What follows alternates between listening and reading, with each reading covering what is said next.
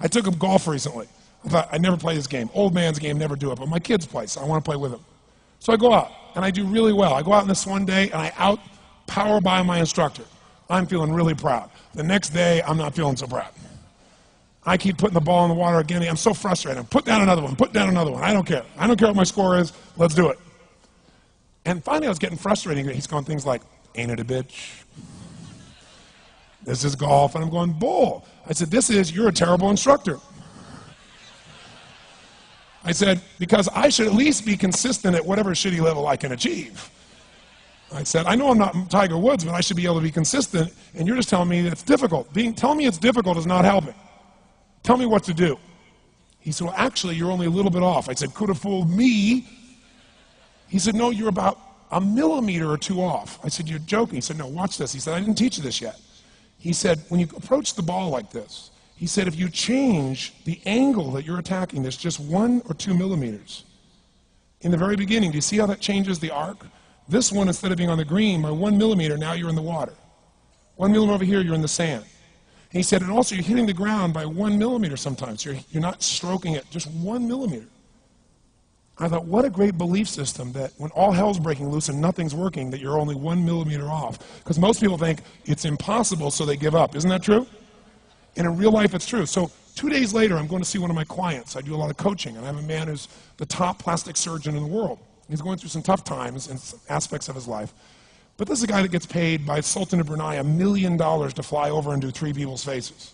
He is the #1 plastic surgeon in the world. He can make anyone who's ugly look spectacularly beautiful. He showed me pictures of a woman who's 84 years old. He made her look 40 and gorgeous, no exaggeration. But you know what? I'm waiting for him in his office, and he's still in surgery. So he's got a new book he's creating to teach other surgeons around the world. And I'm going through it, and it's got pictures of the top 100 supposedly most beautiful women in the world's faces. And then men. I wasn't paying attention to that one. I just kept turning the pages, right?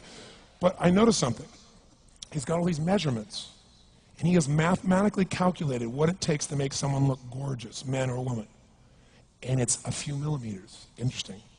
For example, on a woman, the distance between the top part of your lip and your nose, this little distance, the measurement of that, if you're beautiful, gorgeous, is the same size as your eye. If it's 1 millimeter more, you have an average face. If it's 2 millimeters more, you are butt ugly. Okay. The difference between butt ugly and gorgeous is 2 millimeters.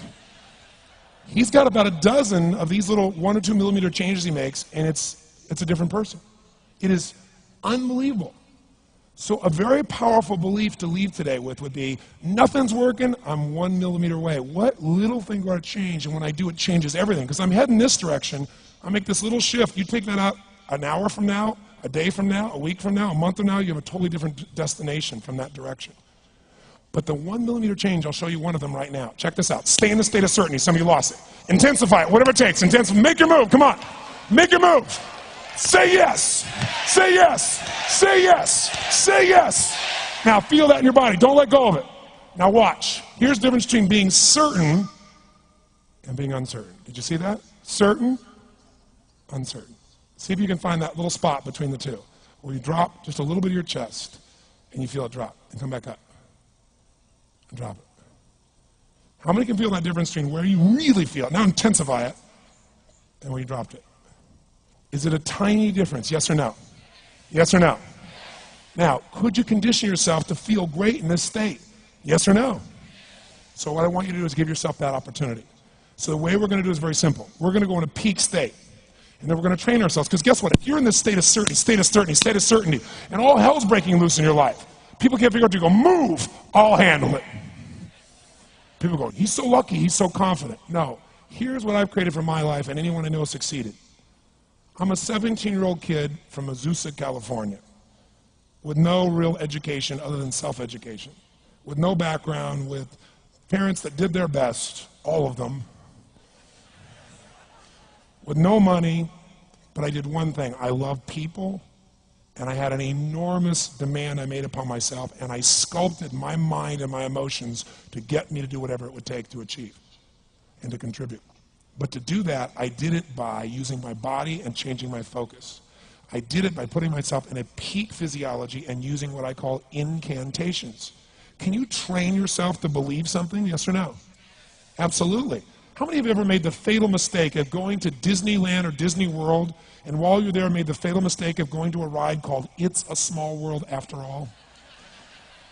What happens for about a week after you're out of that damn place? You're still singing this thing in your head in 24 languages, right? Well, let me tell you something. How many of you have things when you want to go achieve them and this part of your voice goes, oh, it's not going to happen, or forget it? How many got a voice that sometimes interrupts that good pattern? Say I.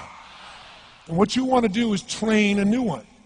So starting when I was 17, I started doing incantations, not affirmations.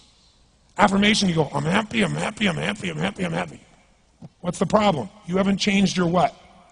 Your what? Physiology. If you don't change your physiology, you won't get anything. So an incantation is not only you speak it, but you embody what you're saying with all the intensity you can. And you do it with enough repetitions that it sticks in your head. Like It's a Small World, now the conversation in your head is always the same and it gives you what you want. So you use your body and your voice. So 17 years ago, I started doing things. I was working for Jim Rohn, this speaker, and I was 17 years old. I had long hair, minestrone soup, acne on my face. And I was trying to call on Bear Stearns type of people and convince them why they should go to this man's seminar and be more successful. I was driving a 1968 Volkswagen that I had earned at $40 a week as a janitor. The only way I did it was park far from the building and then go in, and I love people and I believe, but I put myself in state and I was able to influence people that were far more successful than I was at the time. I would do something that I still do backstage and have done for 23 years because I don't hope I'm going to be in a good state, I demand it. So I do an incantation using my whole body. I'd say, I now command my subconscious mind to direct me in helping as many people as possible alive today to better their lives by giving me the strength, the emotion, the persuasion, the humor, the brevity, whatever it takes to show these people and get these people to change their lives now. And I would do that literally driving in my Volkswagen to a meeting in LA on the freeway for 40 minutes. People are looking at me, I'm screaming at the top of my lungs. They're going, I know he's a serial killer, I know he is. But by the time I entered that room, when two people meet, if there's rapport, the person who's most certain will always influence the other person. And I was totally certain, and they were trying to get revved up to certainty. Do you agree with this? Yes or no? I do another one because I was poor. I changed my mindset. I kept doing things, but I never got beyond it. I'd say God's wealth is circulating in my life. His wealth flows to me in avalanches of abundance. All my needs, desires, and goals are met instantaneously by infinite intelligence, for I'm one with God and God is everything. And I would imagine the abundance in my life, and I would feel so grateful. And a year later, I went from making $38,000 a year to making $1 million a year in 1 year. Because successful people do what failures won't. You follow me on this? You know?